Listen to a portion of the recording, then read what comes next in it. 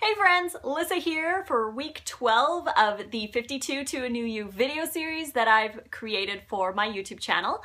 I hope you had a great week. Last week we talked about your kitchen essentials and all of the special little equipment that you might need to become a raw vegan.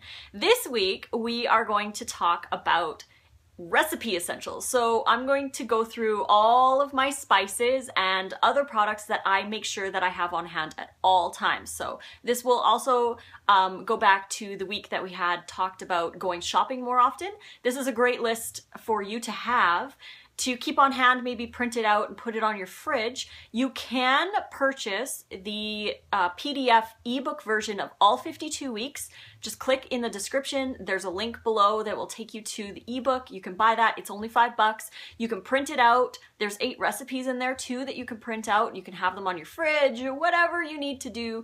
But this list is my go-to list and I make sure that I have everything on hand at all times. So I just want to start by saying that some of these ingredients aren't actually considered raw. Now, I've already gone through and explained in some other videos that I am not a purist. I'm a raw vegan, but I'm not a purist. I'm not really super strict with some of the little tiny ingredients. I mean, I don't eat any cooked food, but there are a few things that some people think are maybe on the fence. For example, cashews. Cashews actually aren't considered a legitimate raw food because they have to heat cashews at really, really high temperatures to get the toxin off of them so that they're edible for us. Another one, nutritional yeast. That one is also heated, so it's actually not considered a raw food. Some misos start with cooked soybeans, so they're actually not considered a raw food, even though they're fermented and living.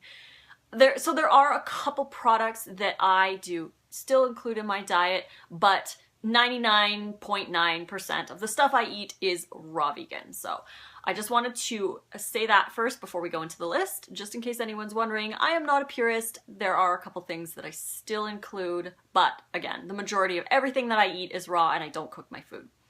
Anyways, well, let's start. So the first 3 have on hand at all times, no matter what: bananas, dates, and greens. Totally, those are 3 of the top foods that I always have in my fridge at any given time.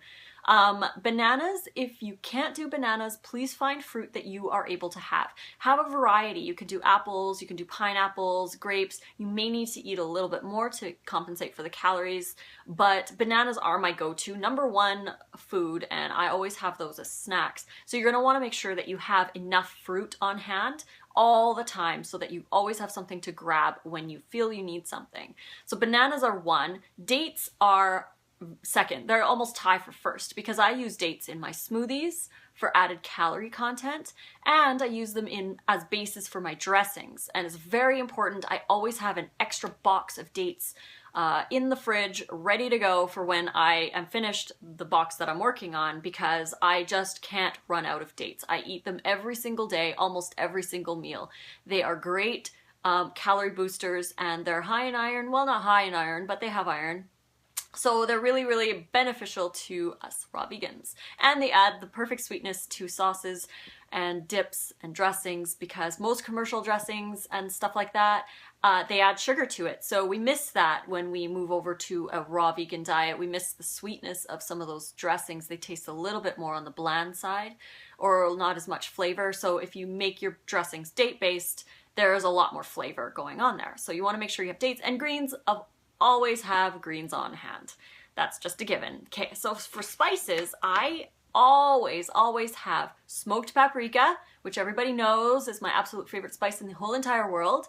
I know that they heat smoked paprika well over 180. I think it's 210 Fahrenheit. Again, not a big deal. I'm eating this much and it's making me eat a huge bowl of salad with like a whole head of romaine and 6 tomatoes, a whole cucumber and a whole red pepper and you name it, what else. It's in my French dressing and I use that on my salad and it's delicious enough for me to eat that. I'd rather see somebody eat a little tiny bit of smoked paprika and not feel bad about not being perfect and pure than not so much enjoying their salad and then falling off and maybe end up eating animal products again. So again, not a big deal if there's something in your diet, like a spice, that's not legit raw. no big deal. So smoked paprika, red pepper flakes, and chipotle powder. I keep those 3 on hand at all times. I even have backups of smoked paprika just in case. Garlic and green onions. Those are 2 that I always have on hand. Those again can be, some people can't handle garlic, which is totally fine. If you find that it burns your stomach, don't eat it raw. No big deal. I do. So, and I include it in a lot of my recipes. Garlic is awesome. And then coconut aminos. Coconut aminos are great. They taste like soy sauce, but they're sweeter.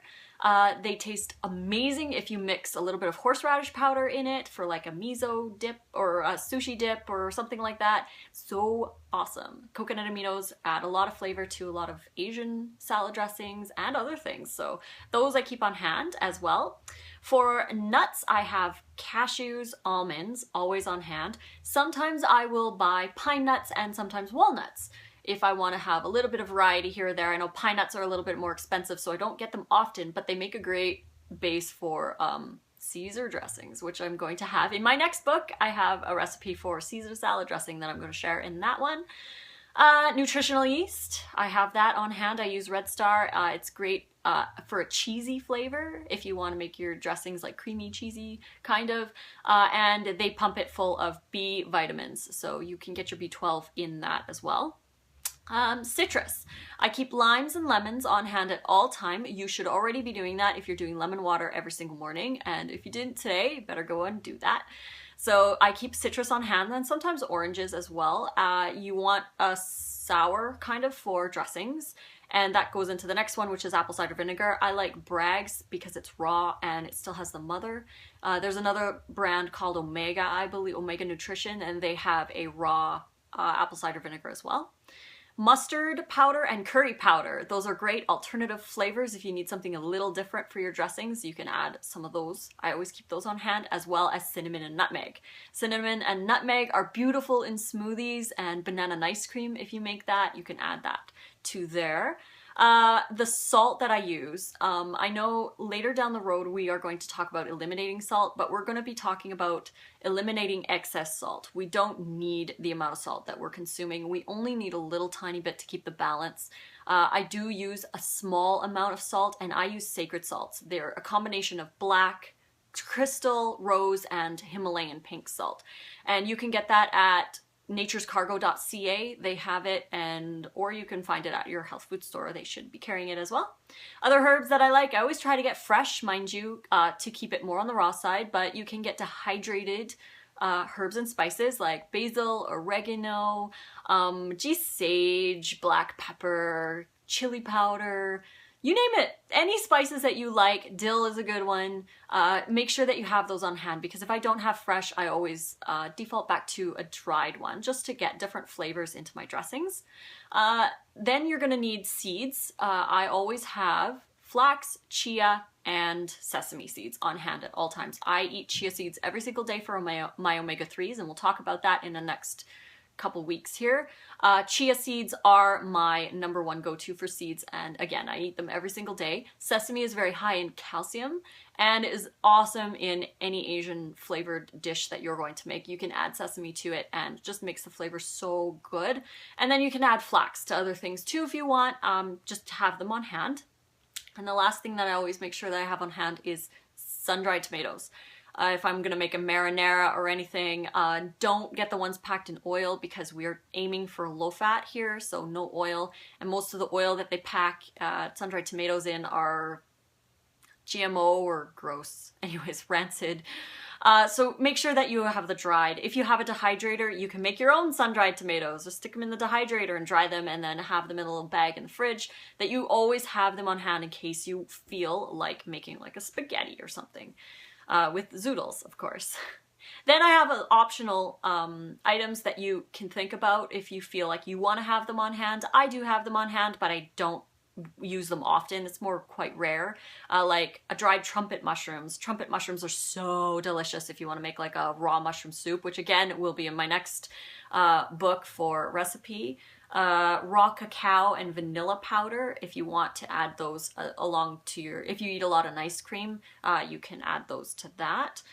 Coconut nectar. If you have a problem with dates, you can switch over to coconut nectar. It's kind of like agave syrup, but from coconuts, so there's that option as well.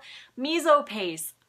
I don't use soy miso, I use chickpea miso, and you can get that feedingchange.me, I believe. They have a chickpea miso that is actually considered raw, so I think they use the raw chickpeas, they ferment them, and that is so delicious as like a spread for collard wraps or whatever you want to use the miso for. And then seeds for sprouting, because later on down the road we are going to learn how to sprout our own seeds as one of the steps to a healthier new you. So I hope you guys enjoyed this one. Again, if you want that list printable version, you can click on the link in the description. We'll take you to my ebook, which has all 52 weeks. It's $5. You can download that and print it out if you want. So I hope you guys like it. You can click like if you like this video series and want to get notified when I post new videos. You can subscribe to my channel. Find me over on Facebook, Twitter, Pinterest, Instagram, and YouFood, all at Raw Food Romance. So next week, we are going to start eating 2 raw vegan meals a day. So we'll see you on week 13. Fruit on.